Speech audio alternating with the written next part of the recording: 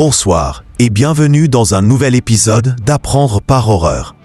Aujourd'hui, nous allons nous aventurer là où la curiosité humaine a franchi les limites les plus sombres. Là où la science, dans sa quête effrénée de savoir, a oublié l'humanité. Nous pensons souvent que la science est synonyme de progrès, de guérison, de lumière. Mais qu'arrive-t-il lorsque cette lumière s'éteint, laissant place à une obscurité terrifiante? L'histoire regorge d'exemples où des scientifiques, animés par des motivations douteuses ou une soif de connaissance aveugle, ont mené des expériences si choquantes, si immorales, qu'elles ont marqué à jamais l'âme de l'humanité. Préparez-vous, car ce soir, nous allons découvrir les 5 expériences scientifiques les plus terrifiantes qui ont défié l'éthique et qui, pour certaines, continuent de hanter nos cauchemars. Attachez vos ceintures, le voyage commence maintenant. Segment 1. L'unité 731. L'horreur biologique. Commençons par une page si sombre de l'histoire qu'elle a longtemps été balayée sous le tapis. Celle de l'unité 731. Durant la Seconde Guerre mondiale, dans la Mandchourie occupée par le Japon, le lieutenant-général Shiro Ishii dirigeait un complexe de recherche démoniaque. Officiellement, c'était une unité de purification de l'eau. En réalité, c'était un laboratoire d'armes biologiques et chimiques, utilisant des êtres humains comme cobayes. Des milliers de prisonniers, chinois, coréens, russes, américains, étaient désignés par le terme sinistre de Maruta ou bûche de bois.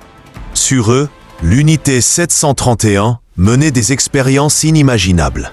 Des vivisections sans anesthésie pour étudier les effets des balles ou des maladies. Des tests de décongélation de membres gelés. Des injections de bactéries pestiférées pour créer des épidémies dévastatrices. Les médecins coupaient des membres, retiraient des organes, tous sur des êtres vivants, entièrement conscients.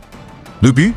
Développer des armes biologiques redoutables et comprendre les limites du corps humain face à la souffrance et à la maladie.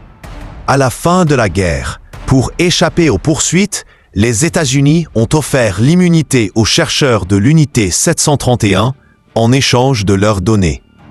Une décision qui, encore aujourd'hui, glace le sang. Jusqu'où iriez-vous pour le savoir? Segment 2, l'expérience de Stanford, la prison d'une âme. En 1971, dans les sous-sols de l'université de Stanford, le professeur Philippe Zimbardo allait diriger l'une des expériences les plus controversées de l'histoire de la psychologie sociale. Le but, comprendre l'impact des rôles sociaux sur le comportement humain. Des étudiants volontaires ont été divisés en 2 groupes, prisonniers et gardiens. Ce qui devait durer 2 semaines a été interrompu après seulement 6 jours. Les gardiens, des étudiants ordinaires, ont rapidement basculé dans la tyrannie, humiliant, harcelant et torturant psychologiquement les prisonniers. Les prisonniers, quant à eux, ont montré des signes de trauma extrême, de dépression et de soumission. Des hommes sains d'esprit se sont transformés en brutes et d'autres en victimes pathétiques. L'expérience de Stanford a révélé la fragilité de la morale humaine face à l'autorité et au contexte. Elle a montré à quel point il est facile de basculer dans la cruauté ou la soumission, simplement en endossant un rôle. Une leçon terrifiante sur la nature humaine. Segment 3. L'expérience russe du sommeil, le cauchemar sans fin. Maintenant, plongeons dans une légende urbaine si bien construite qu'elle en est devenue un véritable mythe de l'horreur.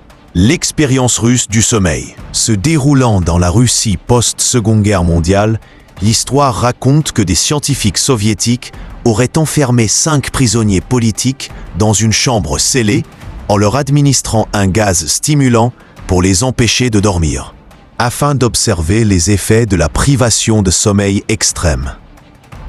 Pendant des jours, les sujets sont restés éveillés, leur conversation évoluant en chuchotements paranoïaques, puis en cris déchirants.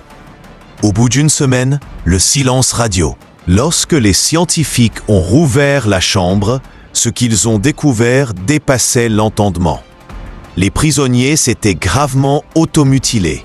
Des organes avaient été retirés et mangés. Ils refusaient désespérément de dormir, leur esprit tordu par des semaines d'éveil forcé. Bien que cette histoire soit apocryphe, elle illustre de manière glaçante les dangers réels de la privation de sommeil et la capacité du cerveau humain à basculer dans la folie la plus absolue sans repos.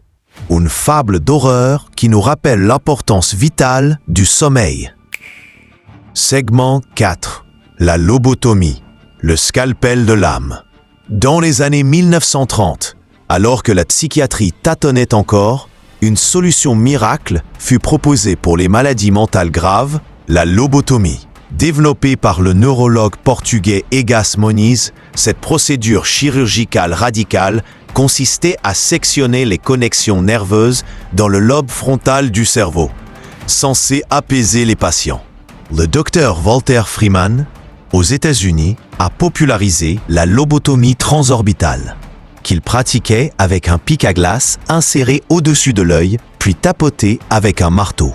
En quelques minutes, la personnalité du patient était souvent irrémédiablement altérée.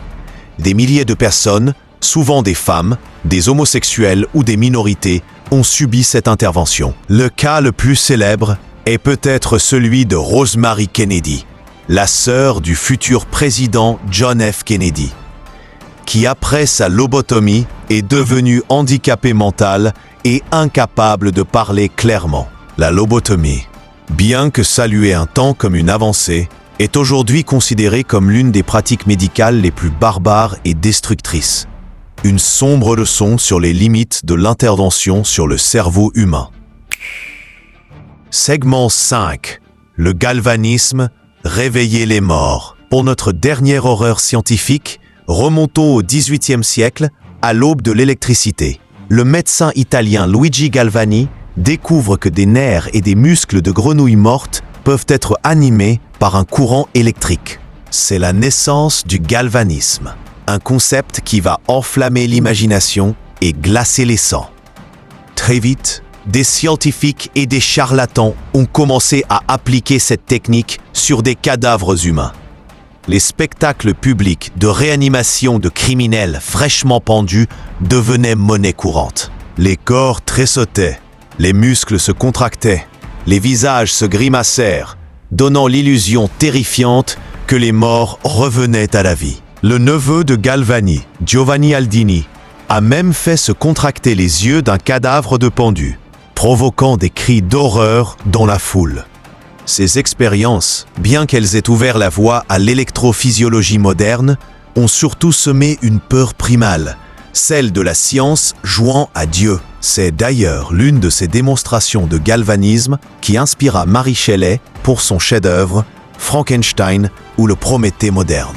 Une histoire d'horreur née de faits réels, nous rappelant que parfois, il y a des forces que l'homme ne devrait pas chercher à réveiller. Ces histoires, chers spectateurs, ne sont pas de simples contes. Ce sont des mises en garde. Elles nous rappellent que la science, sans éthique, sans compassion, peut devenir l'outil des pires cauchemars. Elles nous enseignent l'importance de questionner, de douter et de ne jamais laisser la soif de connaissance éclipser notre humanité. J'espère que cette plongée dans les recoins sombres de l'histoire scientifique vous aura à la fois terrifié et éclairé. Si vous avez aimé cette vidéo, n'hésitez pas à laisser un pouce bleu, à commenter avec vos réflexions et surtout à vous abonner pour ne rater aucune de nos explorations d'apprendre par horreur. Dormez bien, si vous le pouvez. À très bientôt.